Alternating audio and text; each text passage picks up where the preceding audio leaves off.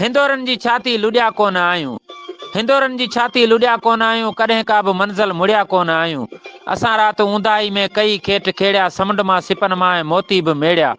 वणनि जूं झले के लामूं लुॾियासीं ऐं रस्तनि ते रोलाक रुलंदा रहियासीं। गुनाहनि जे कश्तियुनि मां नेकियूं कमाए उन्हनि जे तक़ाज़नि खे हैरान कयोसीं।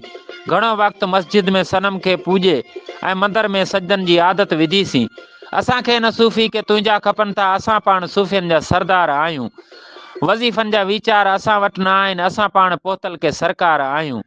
असां का बि ॿियाई कॾहिं कान कई आहे, कलंदर थियण जो कोई शौक़ु कोन्हे। जेको आहे सो आहे सिंध जो कलंदर, जे आयासीं अॻियां बसि उन्हनि खे मञूं था, उन खां मथे को बि इक़रार कोन्हे। असां सां हलण थो घुरी तूं हलियो आहे, असां ला मकान जा मुसाफ़िर के आहियूं। ही तस्बीह जा मणिया असां वटि मटाइण फरेबन सवा कान माना रखनि था। हक़ीक़त में हज़रत असांजा उहे आहिनि, अना खे उघाड़नि तरारनि कुठो जे। असीं कीन ॼाणूं हसरतूं ई छा आहिनि, हसरतनि खां पोइ मुसरतूं ई छा आहिनि। असां लाइ का मौसम मटबी ई न आहे ऐं मौसम में मंशूर मटबो ई न आहे। मैखाने ते मखमूर मुर्कूं ई मुर्कूं विखेरे विखेरे असां बसि जियूं था। भरे थो प्याला प्यारे थो साकी, असां तिन प्यालनि में मदहोश आहियूं। हिंदोरनि जी छाती लुॾिया कोन आहियूं, कॾहिं पोइ बि मंज़िल मुड़िया कोन आहियूं।